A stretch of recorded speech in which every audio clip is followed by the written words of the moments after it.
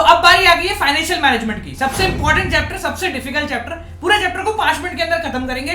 कान में लगा लो ईयरफोन, क्योंकि काम की बात बताने वाला हूं, सिर्फ 5 मिनट लगेंगे। फाइनेंशियल मैनेजमेंट, सिंपल भाषा में अगर तुमसे बात करो, फाइनेंशियल मैनेजमेंट का मतलब होता है पैसे का मैनेजमेंट करना। पैसा कहां से आएगा, कहां जाएगा, कितना रुकेगा और कितना हम डिविडेंड के फॉर्मेट में डिस्ट्रीब्यूट करेंगे, ये सारा का सारा काम फाइनेंशियल मैनेजमेंट के अंदर आता है। सीधी बात बोले तो procurement of fund and usages of finance, ये तुम्हारे फाइनेंशियल मैनेजमेंट के अंदर आता है। तो 3 प्रकार के फाइनेंशियल डिसीजन होते हैं जो कि फाइनेंशियल मैनेजमेंट में लेने पड़ते हैं। एक होता है फाइनेंसिंग, एक होता है तुम्हारा डिविडेंड और एक होता है इन्वेस्टमेंट। तीनों को अगर सिंपल भाषा में समझाएं तो फाइनेंसिंग डिसीजन पकड़ते हैं। फाइनेंसिंग डिसीजन का मतलब क्या होता है, पैसा कहां से लेकर आना है। तो पैसा 2 सोर्सों से आ सकता है, एक होता है शेयर होल्डर फंड, एक होता है बोरोवर्स फंड।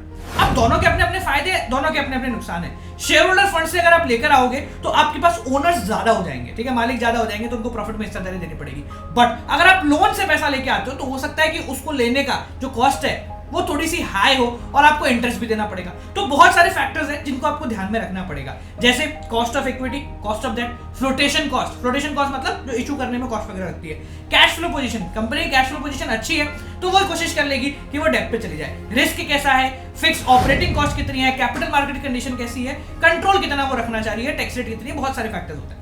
इसके बाद दूसरा पार्ट आता है आपका डिविडेंड डिसीजन। डिविडेंड डिसीजन का मतलब क्या होता है, पैसा किस प्रकार से डिस्ट्रीब्यूट करना है, प्रॉफिट कैसे बांटना है, ठीक है। कंपनी को ढंग से डिसीजन लेना पड़ेगा ये वाला, क्योंकि कंपनी ज्यादा प्रॉफिट बांट देगी तो फ्यूचर के लिए कुछ नहीं बचेगा, कम बांटेगी तो कंडीशंस खराब हो जाएंगी। तो इसमें बहुत सारे फैक्टर्स होते हैं जो कि इन्फ्लुएंस करेंगे, जैसे कंपनी की अर्निंग कितनी है, स्टेबिलिटी ऑफ अर्निंग क्या है, स्टेबिलिटी ऑफ डिविडेंड कितना है, ग्रोथ अपॉर्चुनिटीज कितनी है, cash flow position, taxation, stock market reaction. ये 2-3 पॉइंट तो सेम ही रहते हैं सब में। तीसरा सबसे इंपॉर्टेंट इन्वेस्टमेंट डिसीजन, जिसको कैपिटल बजटिंग डिसीजन भी कहते हैं, कि पैसा कहां पर लगाए। अब ये वो डिसीजन है जो कि इरिवर्सिबल है, आप एक बार पैसा लगा दोगे वापस नहीं सोचना है इसमें, ठीक है। मशीन खरीद ली तो खरीद ली, तो इसमें भी वही सारे फैक्टर्स होते हैं जो कि आपको इन्फ्लुएंस कर रहे होंगे। कैश फ्लो कितना है, रेट ऑफ रिटर्न कितना है, इन्वेस्टमेंट क्राइटेरिया कितना इन्वॉल्व होने वाला है, रिस्क किसमें कितना है, आप किस कंडीशन में लगाना चाहते हो, नेचर ऑफ बिजनेस कैसे है, तो ये सारे फैक्टर्स इसके अंदर आ जाते हैं, ठीक है। इसके बाद अगला टॉपिक आता है आपके फाइनेंशियल मैनेजमेंट करते क्यों है, भैया क्यों करना है आपको इन पैसों का मैनेजमेंट। तो सबसे प्राइमरी जो ऑब्जेक्टिव होता है वो होता है इक्विटी शेयर होल्डर्स की वेल्थ को मैक्सिमाइज करना। इक्विटी शेयर होल्डर की वेल्थ मतलब शेयर की वैल्यू को और डिविडेंड को बूस्ट अप करना, ठीक है, ये प्राइमरी ऑब्जेक्टिव है। पर इससे सारे ऑब्जेक्टिव क्लियर हो जाते हैं, जैसे सही फंड लेकर आना, फंड का सही इस्तेमाल करना, सही ऑपरेशन में पैसा लगाना और प्रॉपर फाइनेंस करना, ये सारे के सारे काम हो जाते हैं। इसमें एक पॉइंट और आ जाता है जिसको हम फाइनेंशियल प्लानिंग बोलते हैं। फाइनेंशियल प्लानिंग का मतलब पैसे की प्रॉपर प्लानिंग करना, ठीक है। एस्टिमेशन ऑफ फंड रिक्वायरमेंट, कितना कहां चाहिए और उसका प्रॉपर मैनेजमेंट, ये कहलाता है फाइनेंशियल प्लानिंग। ये हम इसलिए करते हैं ताकि कंपनी को जब जरूरत हो तब पैसा मिल जाए और जब जरूरत ना हो तो उसके पास पैसा नहीं रहे। पैसा मिलना जरूरी है तो सही समय पे पैसा नहीं रहना भी बहुत ज्यादा जरूरी है, वरना उटपटांग डिसीजन ले ली जाते हैं।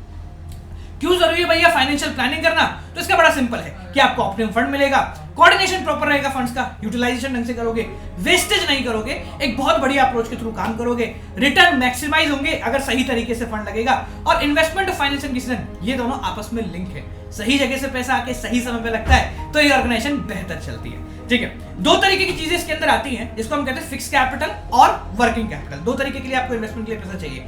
फिक्स कैपिटल का मतलब लंबे समय या लॉन्ग टर्म एसेट में जो आप पैसा डालोगे, आपको ये ध्यान रखना है आप लॉन्ग टर्म में कितना पैसा डालोगे, ये कई सारे फैक्टर्स पे डिपेंड करता है, जैसे नेचर ऑफ बिजनेस कैसा है, ठीक है, आप किस तरीके का धंधा कर रहे हो, स्केल ऑफ ऑपरेशंस कैसा है, कौन सी टेक्निक का इस्तेमाल कर रहे हो। कैपिटल इंसेंटिव है तो ज्यादा आपको पैसा चाहिए, लेबर इंटेंसिव है तो कंपैरेटिवली कम चाहिए। टेक्नोलॉजी के साथ कितना आप चलते हो, अगर टेक्नोलॉजी के साथ लगातार चलते रहते हो तो ज्यादा पैसा चाहिए फिक्स कैपिटल के लिए। ग्रोथ कितनी है, डाइवर्सिफिकेशन, कितने अलग अलग सेक्टर्स में जा रहे हो, कितने अल्टरनेटिव आपके पास अवेलेबल है, आप कोलैबोरेशंस कैसे करते हो और डिस्ट्रीब्यूशन चैनल कैसे, ये सारी की सारी चीजें आपको लॉन्ग टर्म कैपिटल या फिर फिक्स कैपिटल को प्रोक्योर करने के लिए चाहिए। अगर वर्किंग कैपिटल के बारे में बात करें तो ये वो कैपिटल होती है जो कि आपके डे टू डे ट्रांजैक्शन में काम आती है। तो डे टू डे ट्रांजैक्शन में जो पैसा आएगा उसको आपको बहुत संभल के इस्तेमाल करना है, क्योंकि अगर वो नहीं होगा तो धंधा इंस्टेंटेनियसली बंद हो जाएगा और ज्यादा पड़ा रहेगा तो पैसे का खराबी होगी। तो आपको ध्यान रखना है आपका नेचर ऑफ बिजनेस कैसा है, स्केल ऑफ ऑपरेशंस कैसा है, सेम वही वाले फैक्टर्स हैं, अपनी अपनी जगह दोनों फैक्टर एक ही तरीके से मिलते हैं। अगर स्केल ऑफ ऑपरेशन बहुत ज्यादा बड़ा है तो ज्यादा वर्किंग कैपिटल चाहिए, काम आएगी, कम है तो कम चाहिए। बिजनेस साइकिल कितनी बड़ी है, ठीक है, इन्फ्लेशन कितना है, ये सारी चीजें बहुत सारे कंसिडर होते हैं। सीजनल फैक्टर, भैया गर्मी में मिल जाता है सामान, सर्दियों में नहीं मिलता।